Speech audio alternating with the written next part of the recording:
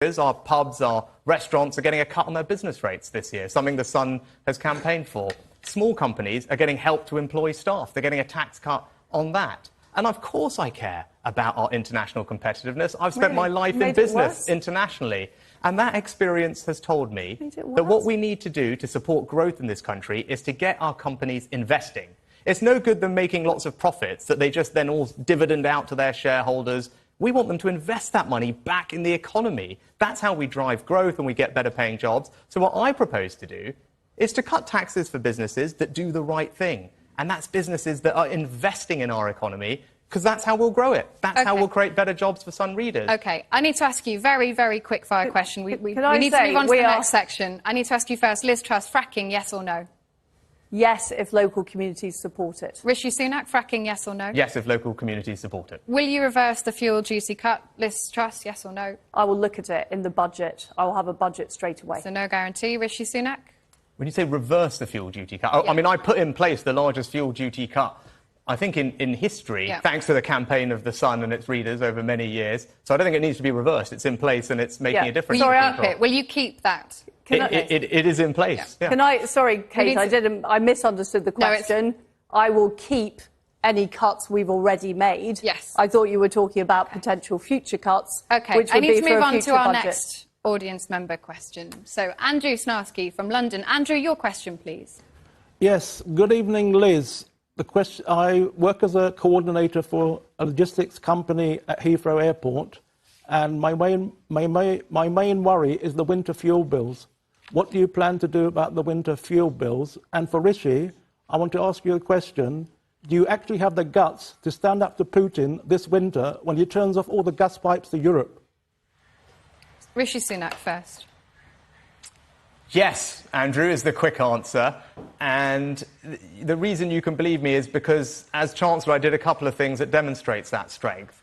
A year and a half ago, I made sure that our armed forces got the largest uplift in funding that they've had since the end of the Cold War to make sure that we're protected against threats like Putin. As Chancellor, I also worked with all my finance ministers around the world to put in place a sanctions package, the likes of which we had never seen, to try and tighten the grip on Putin's war machine, stop funding going to him. And it does require toughness to stand up to him, and it is going to require all of us to go through some difficult times. And I want to be honest with you about that. Part of us standing up to Putin is all of us as a country recognising what that's going to do to our energy bills and having the resolve to get through that, supporting people as we go, because ultimately that's what our values are about. It's about protecting those countries that are being attacked. It's about standing up for freedom. And as we have done brilliantly, and I know many Sun readers have done, opened up their families, their hearts, their communities to refugees from Ukraine, there's lots of different ways we can stand up to him, and I'm sure we will keep doing all of them. We certainly will under my leadership. Liz Truss, it's a difficult question, though, isn't it? Because the UK government has said it will stand with Ukraine till the end.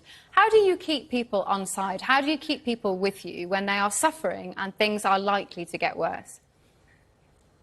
Well, the cost of not doing anything to stand up to Vladimir Putin is immense. If he succeeds in Ukraine, he's not going to stop there. He's going to challenge the freedom and democracy. Oh my God.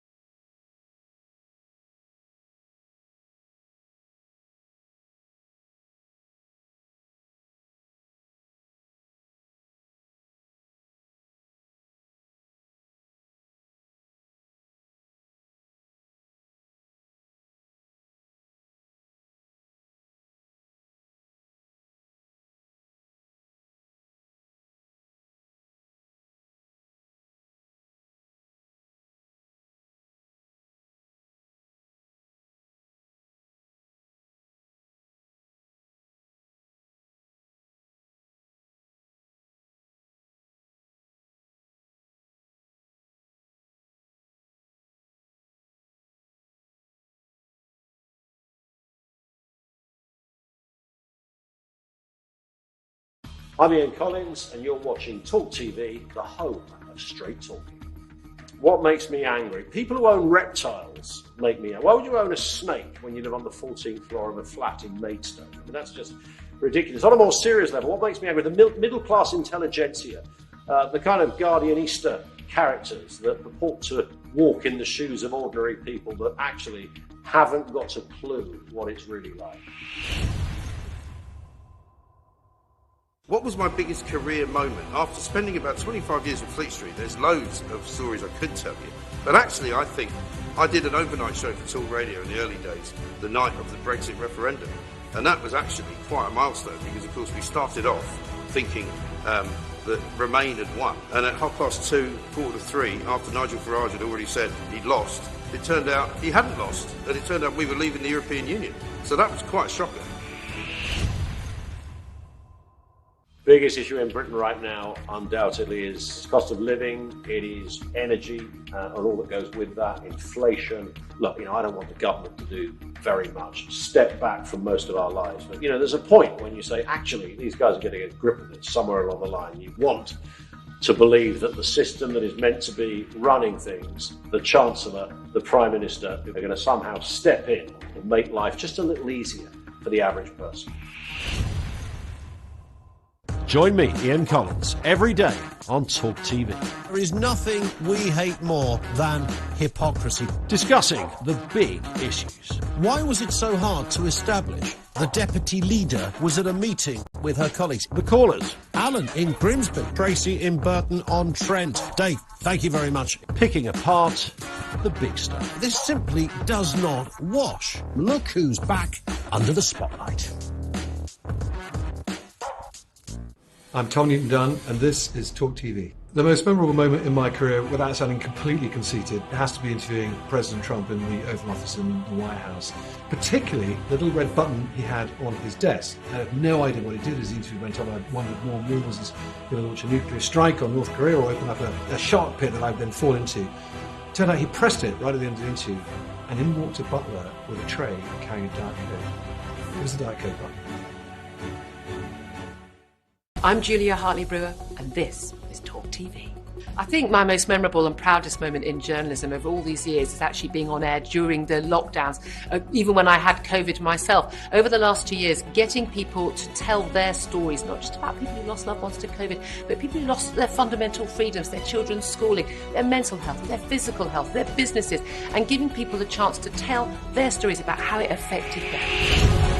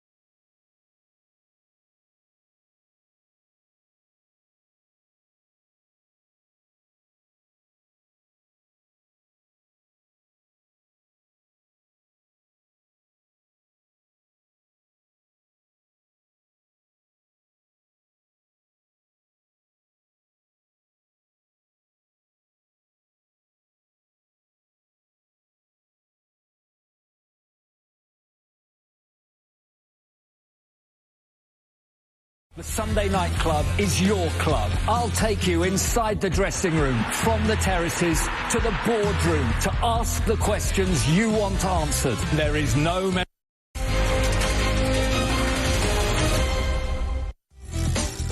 We'd like to apologise. There has been a medical issue in the studio during that debate. That is being attended to, and, of course, we will cross back, if that is possible, at some point. Peter Cardwell, our political editor, is with us watching that.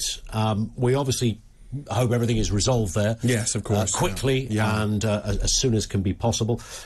Let's just look at what we've seen so far, Peter. I mean, this began in fairly standard debate in terms of responses from Rishi and Liz, what you might expect. But it started to get a little bit prickly, didn't it? It was almost the reverse of what happened yesterday. Yes, last night. Began with standard answers, and then suddenly they... And we understand, by the way, that Rishi and Liz are actually having discussions and Q&As with the Sun audience as well. Even though this is not being televised at the moment, they are continuing in studio with those questions. So those questions are getting answered, and, of course, we'll bring you all of that. Do continue, Peter. Yeah, so